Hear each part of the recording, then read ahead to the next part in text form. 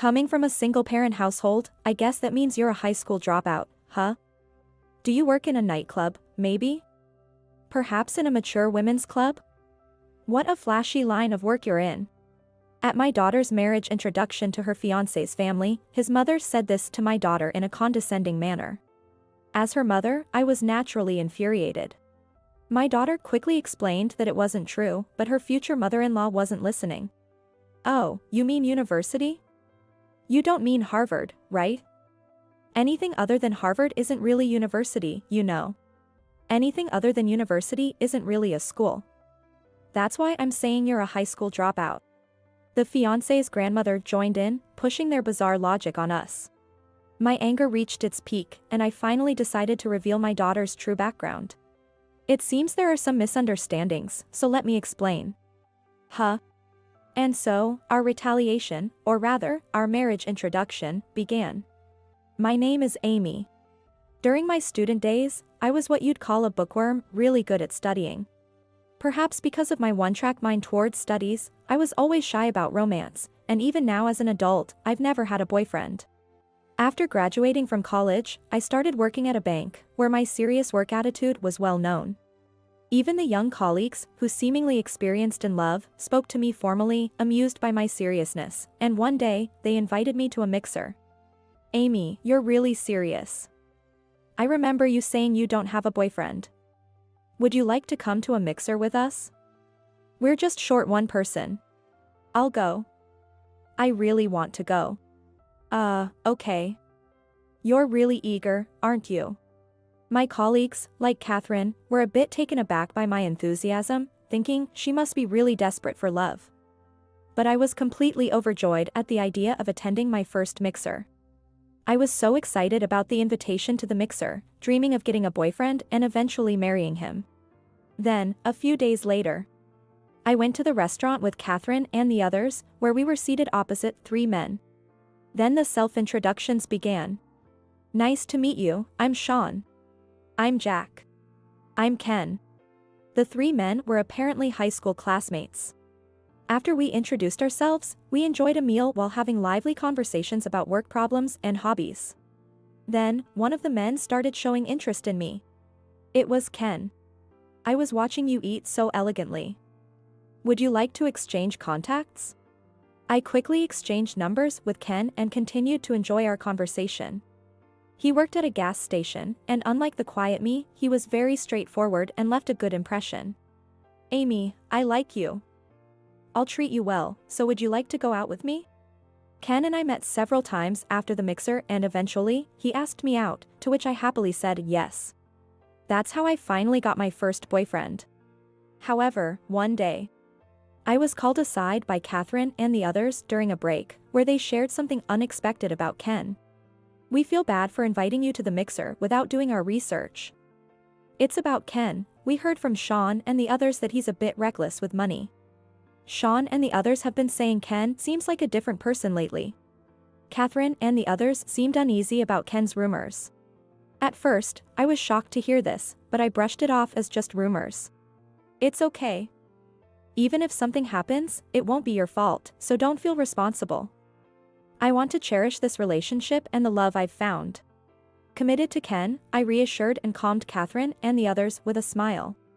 Love really does make one blind, I suppose. And so, things moved quickly with Ken, and we were soon heading towards marriage. I invited Catherine and the others to the wedding venue, and they were as happy for me as if it were their own celebration. Congratulations, Amy. Sorry for making you anxious before. But thank you for inviting us to your wedding.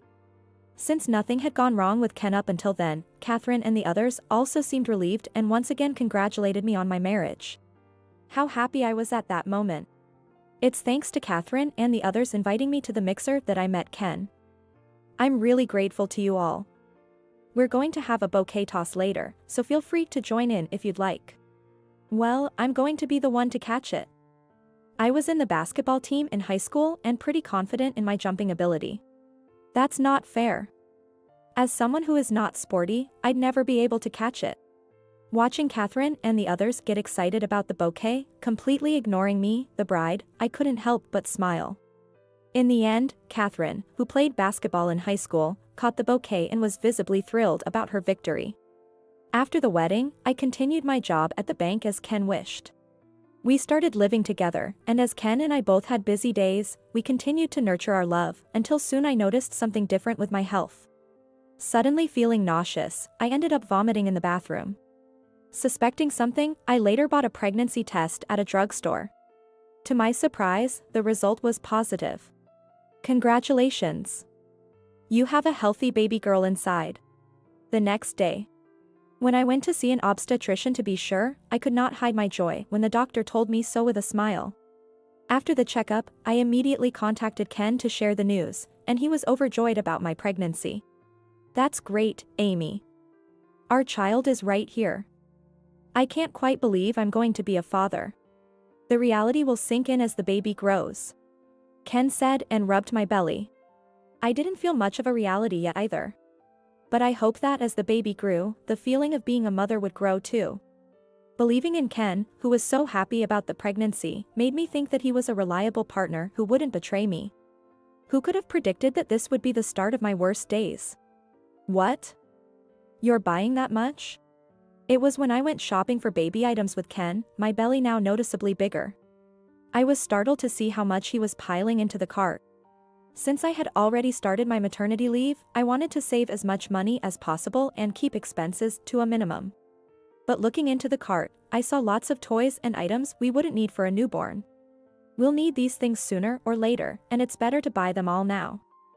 Don't worry, I'm working, and you don't have to worry, Ken said with a smile, reassuringly patting my shoulder. We then headed to the checkout with the cart full of items. At that time, I agreed with him, but I had no idea that this unnecessary spending would later reveal a shocking truth. A healthy baby girl has been born. A few months later, in the hospital, I had safely given birth to a girl.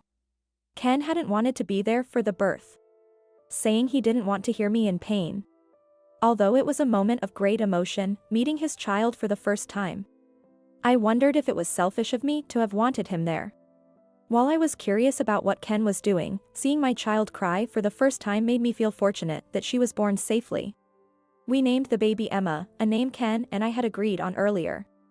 However, Ken didn't even come to visit Emma in the hospital. The only close relatives who came were my mother and father, and Ken said he was too busy with work to visit. 5 days passed with me feeling uneasy and resentful towards Ken. When Emma and I finally came home from the hospital, Ken was nowhere to be seen.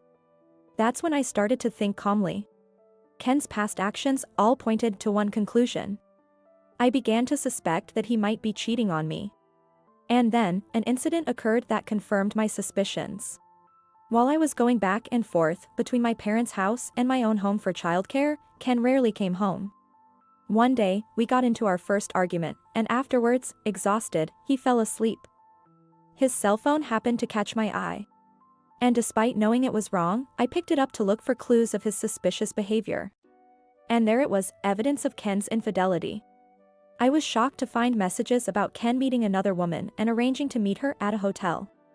I realized belatedly that his absence during the birth and his failure to visit me afterwards were due to this affair. What hurt the most was discovering that this other woman had a child with him. I was stunned to think that all the baby items we had bought together were actually for his mistress's child. It made sense why some toys that we had supposedly bought for Emma had disappeared from our house. Ken had claimed they were broken and thrown away, but this seemed too strange since they were hardly used. It wasn't found in the trash. Never did I imagine I would find out this way. As I scrolled through Ken's cell phone, which he had no idea I was looking at, I found something else. There were photos sent by the other woman. In them, a woman who appeared to be his mistress and her child were smiling happily with Ken. In the child's hand, there was a toy we had bought for Emma. Beside Ken, who was still asleep and unaware, I cried silently, trying to stifle my voice.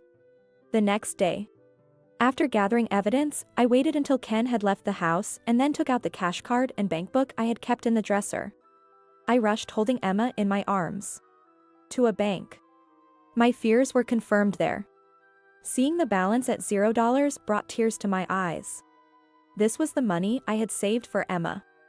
Ken must have secretly taken the cash card from the dresser and only took the money so that I would not find out. I could see Ken secretly putting the cash card back in the dresser later so as not to leave any unnatural impression on me. How can you explain this, Ken? I confronted him when he returned home, showing him the evidence of his infidelity. His face turned pale the moment he saw it. I'm really sorry. It was just a moment of folly. A moment of folly doesn't lead to stealing the money saved for Emma. I had no choice. I got her pregnant, and with just my gas station salary, I couldn't support her and her child. Not enough? You just said pregnant. Are you telling me, besides her child, you've fathered another with that woman? Discovering this shocking fact from him, Ken's foolishness was fully exposed. He was unaware until it was too late and ended up apologizing profusely to me. I'm so sorry, Amy. I beg you, please forgive me. I thought how irresponsibly absurd he was. How could he think such actions would be forgiven? I presented him with divorce papers, which I had already prepared, along with a demand for alimony. Please divorce me. And don't ever show up in front of us again. Ken, crying, agreed to divorce. It was ironic that he was crying when I had cried so much I had no tears left. I made him promise to pay child support and had him pack his things and leave the house that day. I became a single mother. I returned to work earlier than planned after maternity leave, with Emma now in daycare. Thanks to my bank salary, I wasn't immediately struggling financially, but picking up Emma from daycare and managing household chores and childcare after work were physically and mentally draining. Sometimes, I would recall the past and chastise myself for my mistakes. Hey, are you okay? You look pale. Just go home for today. I'll cover the rest of your work. Make sure to rely on your parents, okay? Don't overdo it. Thank you. When I felt unwell, Catherine and the others, who already knew about my divorce, naturally supported me. Despite my fault in blindly trusting Ken and marrying him. Their kindness was soothing to my wounded heart, and that kindness was healing not just for me, but for Emma too. Even though Emma couldn't speak yet, her smile seemed to support me through my heartache. Several years after my divorce from Ken, I noticed that child support and alimony payments were not deposited into my account even after the promised date. I had consulted a lawyer and settled for installment payments, but I never expected them to fall behind so soon. I wasn't very hopeful considering he had taken money from my savings before, but determined to make him pay, I took the divorce agreement we had made before separating and went to the family court and legal advice center for consultation. I had brought Emma with me, and she seemed to take an interest. She asked me, "Mom, what is law?" Well, it's something that exists to protect us. Like how American law is helping and protecting me in this tough situation. As I explained, Emma began to show interest in the law, particularly in civil law and family law, and started learning about it on her own. Seeing her live smartly even at a young age, I thought with a smile that she was a studious girl like me. Since Emma had excellent grades from elementary school, I didn't want her to feel inferior because we were a single-parent family. So, I worked hard at my banking job, cutting my own allowance to the bone and saving for her education. Emma, don't study too late. Go to bed early. I know. Whether she knew about my struggles or not, Emma worked harder at her studies. I worried a bit seeing her study late into the night, but her efforts paid off, and she went on to the top public middle and high schools in the area. Emma, that's amazing. I'm so proud of you. Are you planning to go to Harvard? No, I want to go to Yale. Yale? I was surprised, having assumed she would want to go to Harvard. But Emma was attracted to the liberal atmosphere at Yale, which also had a women's dormitory. It might have been a deciding factor. I realized I still wasn't quite relied upon as a parent. Sure, being a single mother with only my income, there were limitations. But I wanted to work harder and save more money so that Emma could rely on me. Just make sure to call me sometimes. Take care when you go. I know. And Mom, take care of yourself too. Several years later, as I sent Emma off to New Haven, feeling a bit lonely. I was proud that she had been accepted to Yale, her longtime dream. Inspired by her achievement, I pushed myself even harder at work and eventually got promoted. When Emma became a junior at Yale, I informed her of my promotion. I've been promoted and now make enough money, so you don't have to live in the dorm anymore, I said, but Emma declined. If you really don't mind supporting me, I'd like to go to graduate school, she replied, making me smile, feeling that she was finally opening up to me. I felt more relied upon than when she left for Yale, which made me happy. In the end, the child support from Ken was often delayed, and I barely received any, but I managed to fund Emma's graduate studies with my earnings. As time passed, Emma graduated from graduate school and stayed at Yale, progressing from an assistant to an associate professor. Proud of my daughter becoming an associate professor, I also reflected on my own inexperienced love life and my mistake in choosing a marriage partner. I hoped Emma would have more experience in love. So, when she came home for a visit, I asked her, "Do you have a boyfriend, Emma?" "What?" Out of the blue. "Of course, I have a boyfriend," she replied, leaving me stunned. I had thought she would be shy about relationships like me, but I was clearly mistaken. Young people nowadays are quite mature, huh? "Well, introduce him to me sometime." I'll think about it," Emma said, looking somewhat excited. I, too, looked forward to the day she would introduce her boyfriend to me. Then, 10 years passed, and I received a call from Emma saying she was returning to New York. She had been accepted for a professorship in civil law at Columbia University. Over the phone, I couldn't contain my joy, and though Emma told me I was being loud, she didn't seem to mind it at all. "Thank you, Mom. I was able to do my best because you were there for me." "It's not like that at all. It's all your own ability. Living in the women's dormitory must have been tough, right?" "Back then, my income wasn't much, so I guess I made you worry." "Not at all. I learned things more important than money from you. And that's what led to my success now. I'm truly grateful." Hearing Emma's happy voice made me feel rewarded. Despite the troubles caused by Ken, she grew up without letting it affect her, stood by me, and for that, I was the one who felt grateful to her. Then, as Emma was about to return to New York, she announced her plans to marry her boyfriend. Apparently, they had been in a long-distance relationship between New Haven and New York due to their respective jobs. I wanted to focus on my career until I became a professor, and my boyfriend's parents were kind of difficult, which delayed our introduction and marriage talks. Emma's boyfriend's name is Kevin. However, I was genuinely happy that Emma remembered her promise to introduce her boyfriend to me. The marriage introduction, involving Kevin's family, made me nervous, but she's my precious daughter. I don't want her to experience the same things I did, so I need to see for myself. With these thoughts, I approached the day of the marriage introduction.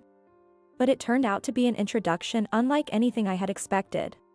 As soon as Emma and I sat down at a fancy restaurant, Kevin's mother started with a snide remark, "I hear Emma comes from a single-parent family," which instantly irritated me. "Yes, what about it? Single-parent family means you must be a high school dropout, right? Do you work in a nightclub, maybe? Perhaps in a mature women's club? You must have quite the flashy job." "No, I went to university and never worked in a nightclub," Emma replied calmly to Kevin's mother's relentless attack. But I could sense her quiet anger. "Oh, you mean university? Not Harvard, right? Anything other than Harvard isn't really a university, you know. Anything other than university isn't really a school. That's why I'm saying you're a high school dropout." Kevin's mother was joined by his grandmother, both brandishing their nonsensical logic. Kevin's family, including his parents and grandparents, all seemed to be Harvard graduates and unfortunately, extreme elitists. I could feel their condescending gaze on us. "I work for a major trading company, you know, and I'm quite exceptional." He actually says he's exceptional himself. Next, Kevin's father and grandfather, who also work for major trading companies, started boasting about their illustrious careers. Emma listened and endured silently, but I was increasingly irritated by my daughter being belittled. While Emma and I were getting more and more withdrawn, Kevin suddenly raised his voice, cutting through the tension. "Can't you all stop? She's someone important to me. I won't tolerate such remarks." Kevin, having listened so far, was already on the verge of losing his patience with his parents who were ridiculing Emma. However, Kevin's mother and grandmother, even sensing his anger, still didn't stop. "Why are you so upset, Kevin? It's just the truth." Instead of letting them explain, we're interpreting and saying it for them. It's easier that way, right? Isn't it, Emma? That's not really the case. It seems there are some misunderstandings, so let me explain. Huh? Kevin's mother looked at us as if wondering what we could possibly say, but I continued with a smile. By the way, my daughter is a professor at Harvard. Do you still have a problem with that? A professor at Harvard? You're just bluffing, telling lies. A single mother's income couldn't possibly support Emma to that extent. Right, Kevin? Kevin's mother, doubting my words and turning to Kevin, was met with his exasperated reaction. It's true. Emma graduated from Yale's, served as an associate professor, and this spring became a professor at Harvard. If you can't believe it, you can call Harvard. Here's the phone number. Kevin, confidently stating this and even offering a paper with Harvard's phone number, left his family exchanging glances, their faces turning pale. Emma, Amy, I'm so sorry. We were wrong. If you had explained earlier, we wouldn't have misunderstood. Even in this situation, Kevin's mother tried to make excuses, but nobody responded. Emma, quietly furious, said, "Actually, I was asked by Kevin's father's company to become their legal advisor, but I guess a nightclub worker as a legal advisor isn't a good match, so I'll decline," and was about to call the CEO to refuse. Kevin's family panicked. Realizing that she also had the CEO's mobile number as proof, and not lying, they turned even paler. I had to stifle my laughter at the situation, but Emma chided me for laughing too much. As the atmosphere grew strange, Kevin cleared his throat and turned to me. "So, I apologize for the delay, but nice to meet you, Amy. I'm Kevin. Please forgive our numerous rudeness. With all this, I'm hesitant to proceed with our marriage plans." "It's okay. If you're fine with it, Kevin, why don't we move to another place and talk, just you and us?"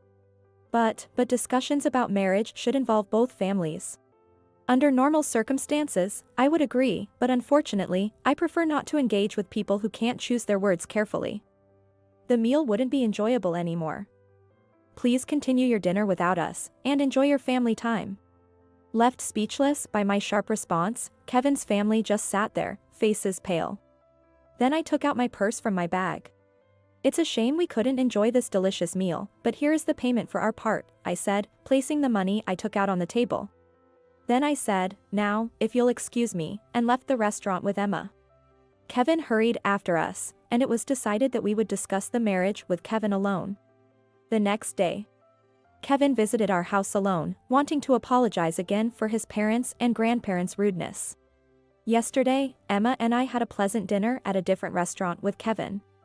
We invited Kevin into our home, sensing he was sincere. "Don't worry about it. I'm sorry you had to go through all this because of us." "No. I wasn't expecting my parents to behave like that, and I'm honestly confused. But I've been thinking about cutting ties with them. That's why. I'd like to ask for Emma's hand in marriage again."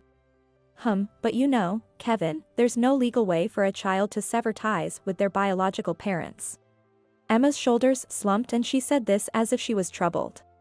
Perhaps because of what happened yesterday, Emma had a bad feeling about his family and seemed to want to get away from them as much as possible. Kevin was not to be outdone. While it's true they can't sever ties, he offered to move into Emma's family, showing his seriousness. "I understand you're serious, Kevin. But marriage isn't always joyful. It can suddenly fall apart and become hellish. There's no guarantee of happiness."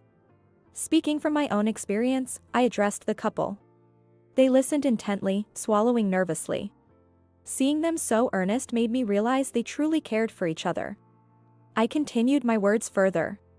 "However, if you two can promise to respect and support each other, then I will congratulate your marriage." Impressed by Kevin's genuine intentions, I consented to their marriage. Kevin, upon hearing this, looked truly happy. Emma also seemed relieved that things were settled. Kevin then returned to his family to report the marriage, and it was decided he would move out. His family, left speechless by the turn of events, remained in a stunned state for a while, as Kevin later told me. Months later, Emma and Kevin rented an apartment near my house. I was happy they chose to live close by, as I had missed Emma during the years she lived far away. Though Kevin's family was difficult, Kevin himself seemed like a good person.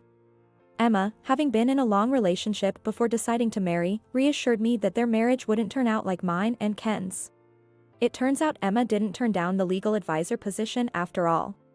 Whenever she and her father-in-law meet at the company, he seems quite deferential to her.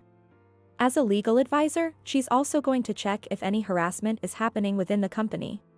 Dealing with my education-focused father-in-law's harassment of his subordinates is kind of scary, Emma said, getting goosebumps. It seems she still feels resistant to meeting her father-in-law. As for me, I finally got promoted to branch manager at the bank. Amy, the branch manager. We're counting on you. Don't say that, it's too much pressure. Catherine. It's not like that. Amy, you've worked so hard to get here, I'm just so happy for you. My colleagues, like Catherine, were as thrilled about my promotion as if it were their own. Though we speak formally at work, we still have a relationship like high school girls, going out for dinner or karaoke in our private time. But I couldn't have made it without you all supporting me. You were always there to lend a hand when I was struggling. Thank you, truly. Catherine and the others had always been there for me, helping as if it were the most natural thing, whether I was physically or mentally struggling. Expressing my gratitude, Catherine and the others looked a bit bashful. Also, congratulations on your marriage. Wishing you and Sean a lifetime of happiness. Thank you. It's all thanks to your bouquet, Amy. Catherine had cultivated a long-term relationship with Sean, whom she met at a mixer, and they had just registered their marriage the day before. The wedding ceremony would be held later. Catherine always linked good things back to me. Stop flattering me. Compliments won't get you anything. Besides, I'm divorced, so I'm not sure if the bouquet luck applies. That's not true. Amy, you seem the happiest you've ever been. Catherine said with a smile, making my eyes widen in surprise. I hadn't realized I looked so happy. Indeed, with Emma's marriage settled, my career promotion, and even Catherine's successful marriage, I was surrounded by joy. I used to think marriage was the ultimate goal and guaranteed happiness. But it's not that simple. Despite the hardships with Ken, I was glad I had worked diligently all these years, and I felt encouraged to continue living earnestly. Come to think of it, I didn't quit my bank job because Ken said, "You should keep working after marriage." He did one good thing, and the thought made me laugh.